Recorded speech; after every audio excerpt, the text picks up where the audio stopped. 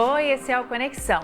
Estamos chegando ao fim dos nossos 15 dias de programas dedicados à prática dos professores e professoras em sala de aula. E hoje a gente fala sobre empreendedorismo. Você conhece professores empreendedores? Tem vontade de se tornar um?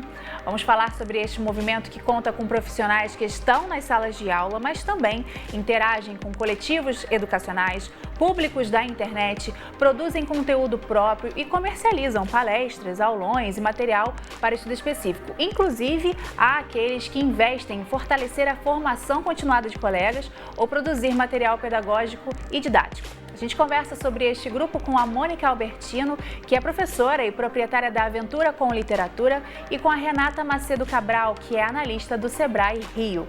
Gente, muito obrigada pela participação de vocês aqui com a gente. Como eu disse no começo, a gente está chegando ao final dos nossos 15 dias de presentes para os nossos professores, então vocês são mais uma parte desses presentes que a gente está contando e agradece muito por virem dividir com a gente o que vocês já sabem.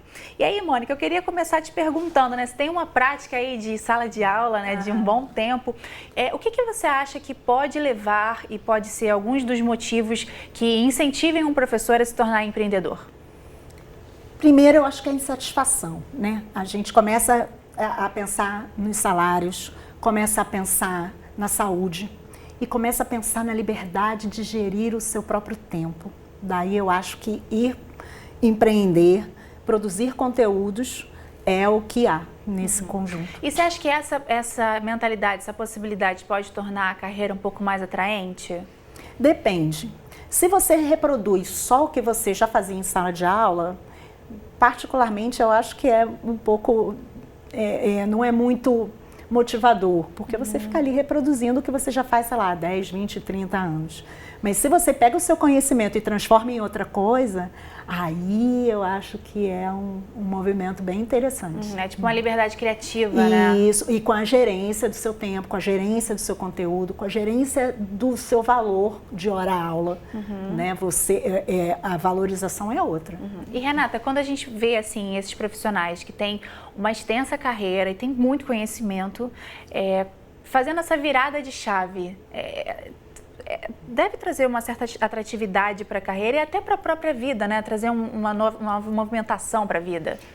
Eu acredito que seja um novo gás, né?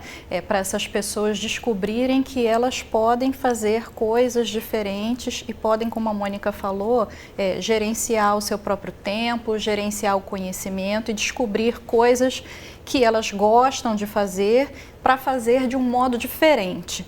Então eu acho que o empreendedorismo ele é importante nessa questão da atratividade que você mencionou, para que venha ao encontro de um anseio dessa pessoa em trazer coisas novas, oxigenar a sua vida e fazer as coisas que gosta de uma maneira diferente. E aí lá no Sebrae, o que vocês percebem? Todo mundo tem uma veia empreendedora ou é para algumas pessoas mesmo?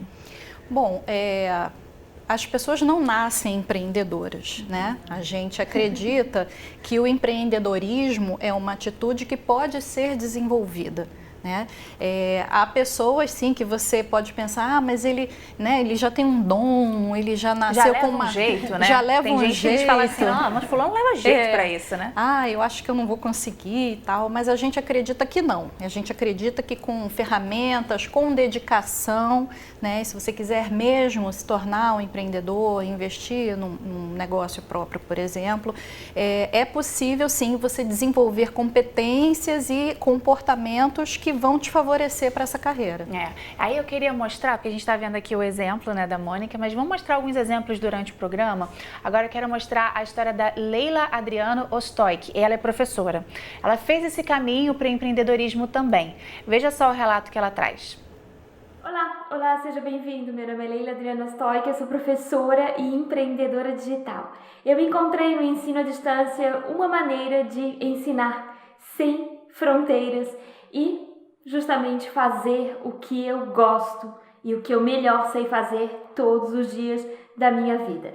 Eu sou formada em Letras pela Universidade Federal de Santa Catarina, me especializei em didática do ensino de línguas estrangeiras pela Universidade de Paris, a Sorbonne, me especializei também em didática do ensino à distância. Eu estou desde 2011 trabalhando no ensino à distância. Comecei fazendo parte de uma equipe europeia de cursos online, foi uma experiência incrível, uma experiência justamente que me fez ver com outros olhos a minha própria profissão.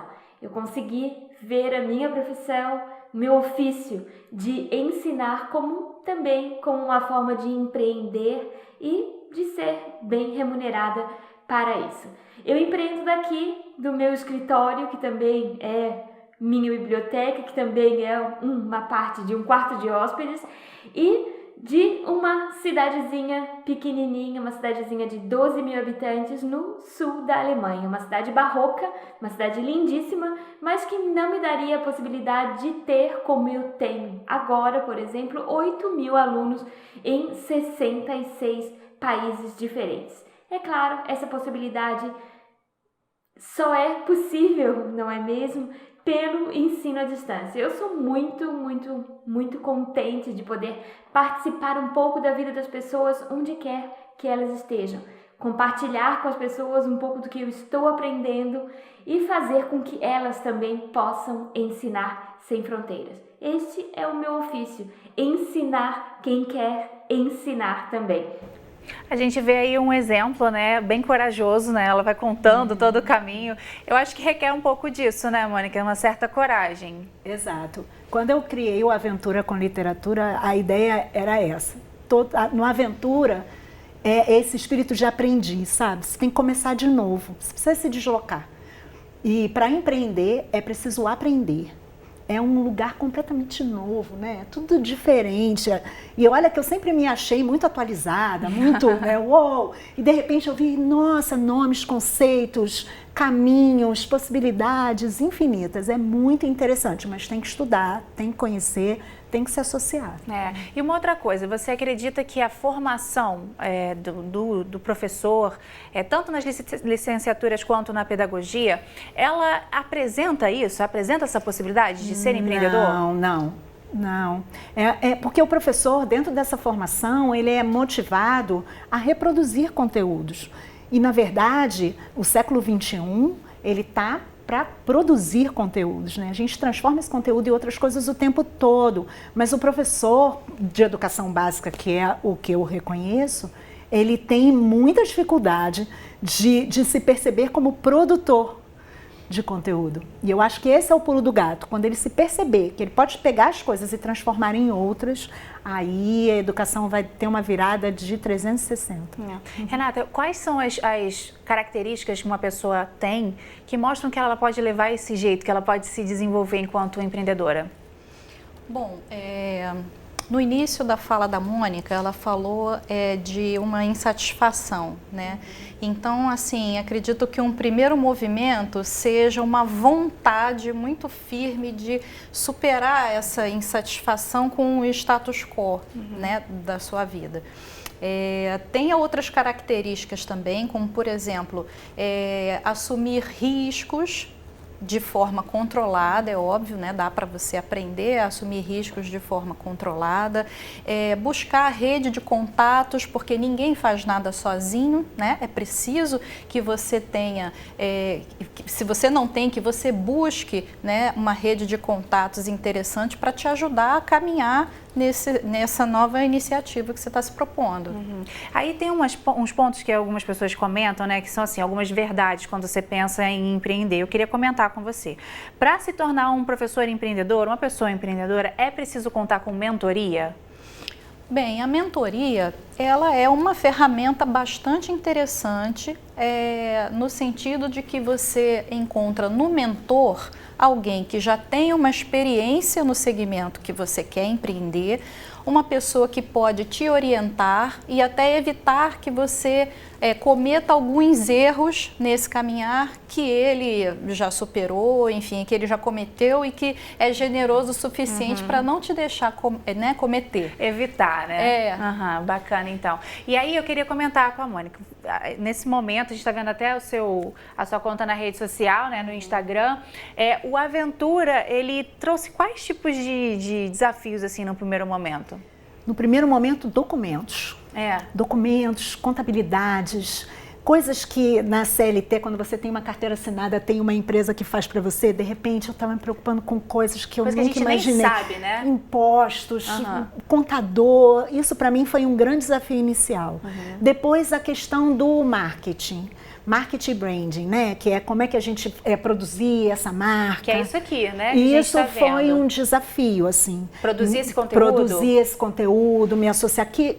Para quem eu estou falando, como é que visualmente isso se apresenta. Entendi. Eu precisei me associar com uma designer, me associar com uma pessoa de marketing, para essas coisas se conceberem, e não é imediato. E isso gera uma grande ansiedade. Dentro desse processo dificultoso, a ansiedade eu acho que é gigante. E aí, como é que você fez, Mônica, para conseguir passar por esses primeiros desafios? Você já falou que você já se associou ali, algumas pessoas na parte do marketing, né? Demoramos muito. Fui estudando, eu fui fazer cursos, e nesses cursos era muito interessante que eu sempre era mais velha e a única professora. No máximo eu encontrava pessoas mais jovens dentro da educação à distância, mas sempre ali envolvida, mais velha e professora de educação básica. E geralmente esses cursos eles trazem a atenção do jornalismo e do marketing, coisas que o professor nem sonha. Conceitos, ideias interessantes. O próprio storytelling é um conceito que tem tudo a ver com a educação e o professor desconhece, né? Então, a ideia foi primeiro entrar nesses cursos e conhecer essas palavras, conhecer essas coisas, e aos poucos eu fui adaptando isso para a minha realidade do professor de educação básica, para poder produzir os conteúdos dessa maneira. E Renata, quando a gente vê ela contando, você viu que você foi fazendo assim, são realidades que se repetem, assim, que você costuma ver bastante lá no Sebrae? Sim, né? Em geral as pessoas que buscam empreender se deparam com um universo, né? de documentos, de gestão que não estavam acostumadas e que precisam se capacitar para isso. Né? Vocês lá no Sebrae dão uma força enorme para quem quer empreender, né? Sim, os professores têm aparecido por lá, porque ela falou que ela era a única nos cursos. O que vocês percebem lá no Sebrae? Os professores e professoras têm aparecido ou ainda realmente não estão ligados para esse caminho? Olha, não tenho esses dados para passar para você. A gente tem, assim, atende diariamente uma infinidade de pessoas de diversas formações e com diversos interesses em segmento, né? Então, esses dados sobre o professor especificamente, a gente ainda não tem, não. Acho que até uma pesquisa boa aí, será? Alguém podia fazer. Tô curiosa. Eu quero mostrar mais um exemplo aí de professor pra gente ir contando, né, a nossa história misturada com os exemplos. O professor Noslen, ele veio aqui ao Conexão, conversou comigo e me contou a história dele, como ele saiu de um professor que dava aula em 7 escolas diferentes para dar aula através do YouTube. Ele é professor de português e literatura e hoje o canal do YouTube dele tem mais de 2 milhões de inscritos. É o maior educomunicador do Brasil nessa matéria específica. Quando ele esteve aqui no Conexão, ele contou um pouquinho como é que foi esse ponto de mudança, como é que ele se organizou, como é que é o dia a dia dele. Veja só um trechinho da conversa. Mas quando é que você entendeu que você poderia utilizar o YouTube como plataforma para dar aula? Então, na verdade, eu sempre dei aula presencial, dava aula presencial em 7 escolas lá em Curitiba, e em um momento da minha vida eu percebi que os alunos estavam sempre no celular, focados no celular. Eu falei, quer saber? Não adianta eu querer tirar o celular da mão do aluno. Eu sempre fui o cara da contramão. Enquanto o colégio pedia, tira o celular do aluno, põe o aluno para fora, eu não. Vou pegar o aluno aqui, vamos conversar, depois você vê o celular. Então, sempre tentei usar a meu favor as coisas. Falei, quer saber, em vez de eu tirar o celular da mão do aluno, que chegou para a vida de todo mundo, eu vou levar a língua portuguesa para dentro do celular. E aí, mais cedo ou mais tarde, eles vão cruzar comigo lá dentro. Se eles gostarem, eles podem assistir, se não gostarem, ok. Então, isso foi finalzinho de 2015. Foi quando eu resolvi criar o canal. E falei, vou criar um canal de educação no YouTube e vou dar aula. E vou divulgar para os meus alunos presenciais. E eu lembro que o meu primeiro vídeo foi um vídeo piloto que eu fiz para o Enem de 2015. Resolvi 6 questões do Enem e deu mais de 1000 visualizações. Eu falei, nossa, não tenho 1000 alunos presenciais. Aí eu falei, opa, eu acho que pode ir mais longe. E aí foi aí que eu comecei a investir nessa questão. E como é que ser o maior educomunicador do Brasil nessa sua disciplina? Eu nunca quis isso, né? Essa ideia do início do canal é a mesma até hoje, que é levar a língua portuguesa para dentro do canal do meu jeito, desse jeito meio diferentão, né? Meio divertido, com essa proposta de tentar ser um facilitador da língua portuguesa. Essa é a proposta inicial e continua sendo até hoje. Então, eu nunca tentei fazer um canal para que, eu vou crescer, vou ser grande. Não, eu quero ajudar as pessoas. E se eu estiver ajudando as pessoas, está valendo. E acabou que aconteceu que um efeito que as pessoas começaram a gostar e entender, e começaram a aprender língua portuguesa, desse meu jeito meio careca, estranho assim. E a coisa deu certo, né? Então, aí depois disso, obviamente, eu comecei a focar mais ainda na internet. E hoje eu tenho várias redes sociais em que eu atuo, né, com língua portuguesa, não só o YouTube. O YouTube foi o primeiro. Aí depois a gente foi expandindo. E você dava aula em 7 instituições, agora você ainda dá aula em sala de aula? Eu ainda dou aula em uma instituição. Tem uma instituição presencial e todo o resto do dia, ou melhor, da semana, né? Eu trabalho aí com as minhas coisas e também viajo muito hoje em dia, porque as pessoas aí, como vem o canal, querem ver o professor de perto. Então eu estou viajando o Brasil inteiro, dando aulões pelo Brasil. Aí, dá para você assistir essa entrevista completa, que é super interessante, lá no nosso Futura Play, viu? É muito legal ouvir a história do professor Noslen, porque ele não é isso que eu achei interessante, que eu queria comentar, Mônica. Dá muita sensação de que os professores não percebem o próprio potencial, né? Ele fala, gente, mas que interessante, teve 1000 visualizações, né? É isso aí. A gente tem muita dificuldade de se olhar, porque tem um contorno muito definido, mas que dá para sair dele, né? Dá para olhar outras coisas. Mas dentro dessa formação que a gente tem, eu no caso ainda vim de uma formação de curso técnico, que foi o normal, e depois eu fiz a pedagogia e as especializações, ainda hoje é um contorno muito redondinho, muito difícil sair dele. E aí, falando um pouco sobre essa mentalidade, uma coisa que você estava dizendo fora do ar que eu achei legal, eu queria trazer novamente, é o questionamento que você faz dessa coisa, dessa visão, né, etérea do professor que dá aula por amor e tal. Essa visão do amor pode atrapalhar nessa visão de que pode ser um professor empreendedor? O que você acha? Eu acho, porque na verdade eu sempre sou a favor do professor como carreira. O professor é uma carreira, como qualquer outra, ele precisa de investimento, estudo, tempo e tudo mais.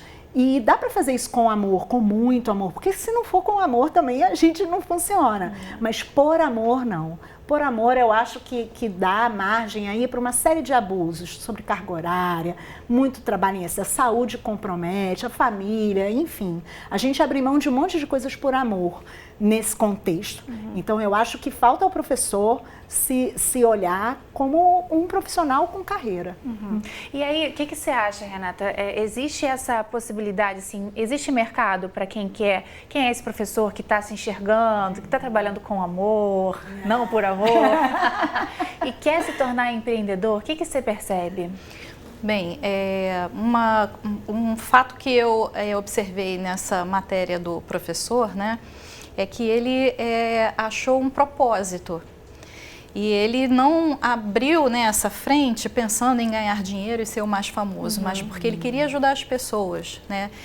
Então, essa questão do propósito, ela é muito importante para que você descubra algo que você goste, que vai ser o seu legado, né? E aproveitando isso para poder empreender, para poder investir. Então, acho que algo que é fundamental, né, existe espaço desde que você descubra o que te move, né, qual é o seu propósito de vida e identificar a partir desse propósito de que maneira você pode fazer disso, né, uma carreira, um negócio, enfim, empreender. E aí, agora virando um pouquinho a nossa chave novamente, né? A gente falou aqui de quem é professor, quem quer empreender, mas a gente sabe que nem todo mundo tem essa veia e também muita gente não quer e tá tudo bem, né? E tudo bem. Agora, existe a possibilidade de falar sobre empreendedorismo sendo professora e professor de sala de aula. E aí existe uma ferramenta do Sebrae, né, para isso? Sim, nós temos o Programa Nacional de Educação Empreendedora, que é um programa, como diz, né, o próprio nome, acontece em todos os estados do Brasil e nós temos iniciativas, né, um conjunto de iniciativas para todos os níveis de ensino, tanto fundamental quanto médio, profissionalizante e ensino superior. A gente está vendo aí agora o site do Sebrae, né, onde você consegue pegar mais informações. E aí vocês dividiram para trazer ferramentas para esse educador falar sobre esse assunto? Isso. Nosso foco é trabalhar com o professor passar para ele essas ferramentas de empreendedorismo, esses conteúdos, para que ele possa trabalhar com os seus alunos. Então, para cada nível, nós temos cursos específicos, são cursos gratuitos. As instituições de ensino, né, que quiserem estabelecer o programa, né, para os seus professores, podem procurar o Sebrae. É de graça. É de graça. E, além disso, nós temos também a educação à distância, para aqueles professores, sempre direcionado para o professor, para aqueles professores que quiserem se capacitar, né, de forma independente, quiserem acessar, a gente também tem esses cursos à distância. E aí, esse professor, ele consegue falar sobre o empreendedorismo com os alunos. Isso. De quebra, ele deve aprender bastante para ele também, né? Sim, acho que eu tô achando aí que é uma via de mão dupla, né? Não? Com certeza, com certeza. A nossa intenção realmente é essa mesmo, trazer um conteúdo, né, de uma maneira inovadora para o professor, para que ele também se aproprie desse conteúdo e possa também estimular os seus alunos. A ideia inicial desse projeto deve ter sido essa necessidade de falar sobre o empreendedorismo, e não dá para cobrar do professor que não teve isso na formação dele? É isso? É uma resposta, Renata? É isso mesmo. E a gente, né, enquanto instituição, a gente acredita muito, né, no fomento do empreendedorismo e na educação empreendedora, né? O fomento ao empreendedorismo está na nossa missão. Então, nada mais justo do que a gente pensar no empreendedor desde a formação básica, né? Desde aquele aluno do Fundamental 1, né, que pode também ter acesso a esses conteúdos para que no futuro ele pense em outras alternativas de vida. Além dessas profissões, né, que a gente aprende a querer ser quando crescer, né, pensar em também, eu quero ter o meu negócio, né? Isso. Legal. Então, vamos mostrar de novo, Bê, por favor? Lá no site do Sebrae, professora, a gente falou que nesse período a gente ia trazer mais ferramentas ainda. Então, tem aí a ferramenta do Sebrae, que fica lá no sebrae.com.br, e aí você que é professor e professora pode se formar. O pessoal tem procurado, Renata, lá? Tem feito os cursos? O que vocês percebem? Esse feedback é positivo? O feedback é muito positivo. Esse programa de educação empreendedora do Sebrae, ele tem nota 9 de satisfação dos participantes. Em nível Brasil, de 2013 a 2018, a gente já treinou cerca de 165 professores em todo o Brasil, atendendo a mais de 4 milhões de alunos. Caramba, que bom, né? E chega em muitos lugares, isso é muito importante. Agora, para terminar o programa, eu queria pegar assim, uma mensagem, eu queria ouvir a sua opinião, assim, se você pudesse conversar aí com a professora que está assistindo. Mônica, você indicaria pensar nessa possibilidade do empreendedorismo? Eu acho que dá para intraempreender também, né? Vamos mesmo explicar ali o que é o dentro. intraempreender? Intraempreender... Renata? Não? Sim. Renata, corrija-me. Não é? Por favor. Vamos responder juntas, vamos lá. Né? Vamos nós, amiguinha. Quando você consegue também inovar e trazer novas práticas dentro ali da sua CLT, de uma outra empresa, que não necessariamente ela seja sua, mas da qual você faz parte. Acertei? Acertou. Então tá ótimo. Então dá para ser empreendedor mesmo sendo CLT também. Isso, e dá. Se você tem um grau de insatisfação muito grande, um desejo de se aventurar para outros lugares, dá para empreender e criar uma coisa só sua. Né? Tem possibilidade, né? Você tá feliz, pelo que parece? Eu tô construindo ainda esse processo, ainda estou aprendendo, derrapando um pouquinho, ansiosa. Deve ser difícil lidar com isso. Mas tem sido bom, é um feedback muito interessante. E isso, a gente conseguir gerenciar nosso tempo, conseguir gerenciar o nosso dinheiro, né? Quanto o meu trabalho vale, conseguir gerenciar a minha vida de uma outra forma, né? A minha qualidade de vida, isso incide diretamente na minha saúde. Isso não tem preço. E precisando de ajuda tem o Sebrae, né, Renata? Tem o Sebrae, pode procurar o Sebrae que a gente vai ajudar em todos os aspectos da gestão, né, desse empreendedor. Tá ótimo. Eu quero muito agradecer. Obrigada por compartilhar sua experiência, compartilhar seus conhecimentos. Muito obrigada. Voltem sempre, viu? A você de casa, muito obrigada também pela sua companhia. Se você quiser rever essa e outras entrevistas da nossa série especial, é só acessar ofuturaplay.org e não esquece da nossa hashtag, ainda dá tempo da gente falar. Hashtag Dia do Professor e hashtag Nenhum Sem Professor. Fica com a gente, viu? Um beijo e até a próxima.